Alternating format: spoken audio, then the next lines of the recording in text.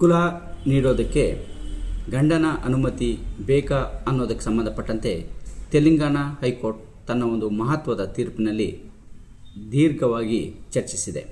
ಈ ಒಂದು ಪ್ರಕರಣದಲ್ಲಿ ಕುಲ ನೀಡೋದಕ್ಕೆ ಗಂಡನ ಅನುಮತಿ ಅಗತ್ಯನಾ ಅನ್ನೋದು ಇಲ್ಲಿ ಮುಖ್ಯವಾಗಿ ಅಂಶ. ಮತ್ತು ಮೆಹಾರಿಗೆ ಸಂಬಂಧಪಟ್ಟಂತೆ ಗಂಡನ ಅನುಮತಿ ಬೇಕಾ ಅನ್ನೋದಕ್ಕೆ ಸಂಬಂಧಪಟ್ಟಂತೆ, ಹಾಗೆಯೇ ಈ ಹಲವಾರು ಈ ಕೇರಳದಾಗಿರ್ಬೋದು, ಬೇರೆ ಬೇರೆ ಹೈಕೋರ್ಟ್ಗಳ ಜಡ್ಜ್ಮೆಂಟ್ಗಳಾಗಿರ್ಬೋದು, ಬಹಳಷ್ಟು ಜಡ್ಜ್ಮೆಂಟ್ಗಳನ್ನು ಈ ಒಂದು ಪ್ರಕರಣದಲ್ಲಿ ತೆಲಂಗಾಣ ಹೈಕೋರ್ಟ್ ಡಿಸ್ಕಸ್ ಮಾಡಿದೆ.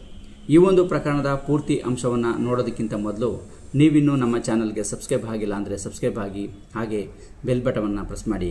ಕಾನೂನಿನ ಅರಿವಿನ ಎಲ್ಲ ವಿಡಿಯೋಗಳು ನಿಮಗೆ ಮೊದಲು ತಲುಪುತ್ತೆ. ಕುಲ ಎಂದರೆ ಮುಸ್ಲಿಂ ಸಂಪ್ರದಾಯದಲ್ಲಿ ಹೆಂಡತಿಯು ಗಂಡನಿಗೆ ವಿಚ್ಛೇದನವನ್ನು ನೀಡುವ ಒಂದು ವಿಧಾನಕ್ಕೆ ಕುಲ ಅಂತ ಕರೀತಾರೆ.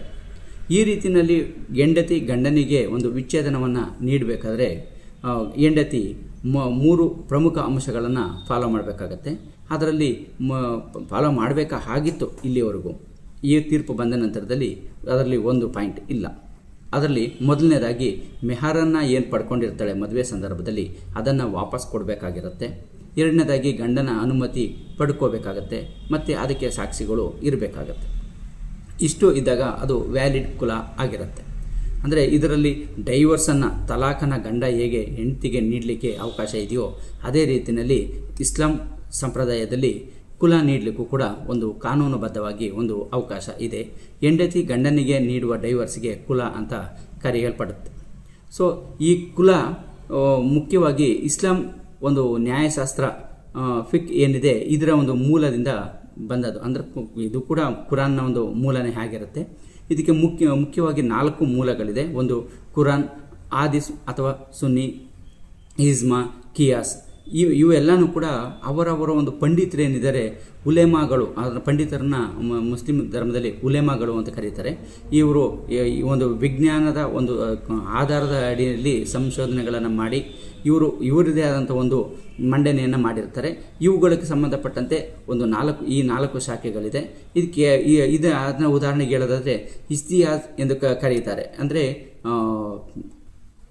ಇವುಗಳನ್ನ ಇಸ್ತಿಯಾಜ್ ಅಂತ ಕರೀತಾರೆ. ಇವುಗಳು ವಿವಿಧ ಇದಾಗಿರುತ್ತೆ. ಉದಾಹರಣೆಗೆ ಅಬೂ ಹನೀಫಾ ಅಭಿವೃದ್ಧಿಪಡಿಸಿದಂಥ ನ್ಯಾಯಶಾಸ್ತ್ರಕ್ಕೆ ಫಿಕ್ ಅಂತಲೂ, ಅವರ ಶಿಷ್ಯರಿಂದ ಮುಂದುವರೆದಿದ್ದು ಹನೀಫ್ ಶಾಲೆ ಅಂತಲೂ ಪ್ರಸಿದ್ಧವಾಯಿತು. ಮಾಲಿಕಿ ಶಾಲೆ ಮಾಲಿಕಿ ಬಿನ್ ಅನಾಸ್ ಅವರಿಂದ, ಸಾಫಿ ಶಾಲೆ ಹಾಲ್ ಸಾಫಿ ಅವರಿಂದ, ಮತ್ತು ಅನ್ಫಾಲಿ ಶಾಲೆ ಹಿಂದ್ ಅನ್ಫಾಲಿ ಇವರಿಂದ ಸ್ಥಾಪಿಸಲ್ಪಟ್ಟಂಥವು. ಇವು ಪ್ರಮುಖವಾದ್ದು. ಇವು ಸುನ್ನಿ ಶಾಲೆಗಳು ಆಗಿವೆ. ಹೀಗೆ ಸಿಯಾ ಶಾಲೆಗಳು ಕೂಡ ಇದೆ. ಇವುಗಳು ಎಲ್ಲದಕ್ಕೂ ಕೂಡ ಮೂಲ ಆಧಾರ ಕುರಾನೇ ಆಗಿರುತ್ತೆ. ಸೊ ಈ ಅಂಶಗಳನ್ನು ಆಧಾರವಾಗಿಟ್ಕೊಂಡು ನ್ಯಾಯಾಲಯ ಈ ಒಂದು ಪ್ರಕರಣದಲ್ಲಿ ತೀರ್ಪನ್ನು ನೀಡಿದೆ.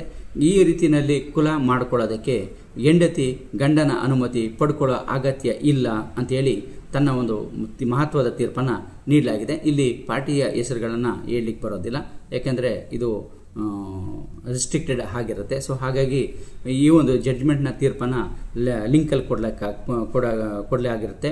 ಸೊ ಅದ್ರ ಮೇಲೆ ಕ್ಲಿಕ್ ಮಾಡಿ ACR ಇಂದ ನೀವು ಜಡ್ಜ್ಮೆಂಟನ್ನು ಬೇಕಾದ್ರೆ ನೀವು ಡೌನ್ಲೋಡನ್ನು ಮಾಡ್ಕೋಬೋದಾಗಿರುತ್ತೆ. ಸೊ ಇದರಲ್ಲಿ ಪಾರ್ಟಿ ಹೆಸರಾಗಲಿ ಕೇಸ್ ನಂಬರ್ಗಳನ್ನಾಗಲಿ ಇಲ್ಲಿ ಕೊಡಲಿಕ್ಕೆ ಬರೋದಿಲ್ಲ. ಇದು ರಿಸ್ಟ್ರಿಕ್ಟೆಡ್ ಕೇಸ್ ಆಗಿರೋದ್ರಿಂದ ನೀವು ACRಲ್ಲಿ ಇದು ಸೈಟೇಷನ್ಸ್ ಇದೆ. ಸೊ ಅದರ ಲಿಂಕನ್ನು ನಾನು ಡಿಸ್ಕ್ರಿಪ್ಷನ್ ಬಾಕ್ಸಲ್ಲಿ ಡಿಸ್ಪ್ಲೇ ಮಾಡಿಸ್ತೇನೆ. ಸೊ ಅದರ ಮೇಲೆ ಕ್ಲಿಕ್ ಮಾಡಿ ನೀವು ಪೂರ್ತಿ ಜಡ್ಜ್ಮೆಂಟನ್ನು ಕೂಡ ಪಡ್ಕೋಬೋದಾಗಿರುತ್ತೆ. ಸೊ ಈ ಒಂದು ಕುಲ ವಿಚಾರದಲ್ಲಿ ಪ್ರಮುಖವಾಗಿ ಗೊತ್ತಾಗುವಂಥ ಅಂಶ ಏನು ಅಂತಂದರೆ, ಇಲ್ಲಿ ತಾನು ಮೆಹರನ್ನು ಕೊಟ್ಟಿದ್ದು, ಅದಕ್ಕೆ ಸಾಕ್ಷಿಗಳು ಇದ್ರೂ ಕೂಡ ಗಂಡನ ಅನುಮತಿ ಕಡ್ಡಾಯವಾಗಿ ಪಡ್ಕೋಬೇಕು ಅಂತ ಏನಿತ್ತು, ಆ ರೀತಿಯಲ್ಲಿ ಗಂಡನ ಅನುಮತಿ ಕುಲ ನೀಡೋದಕ್ಕೆ ಪಡ್ಕೋಬೇಕಾದ ಅಗತ್ಯ ಇಲ್ಲ ಅನ್ನೋದು ಇಲ್ಲಿ ಪ್ರಮುಖವಾದಂಥ ಅಂಶ ಅನ್ನೋದನ್ನು ಇಲ್ಲಿ ನಾವು ಪ್ರಮುಖವಾಗಿ ಗಮನಿಸಬಹುದಾಗಿರುತ್ತೆ.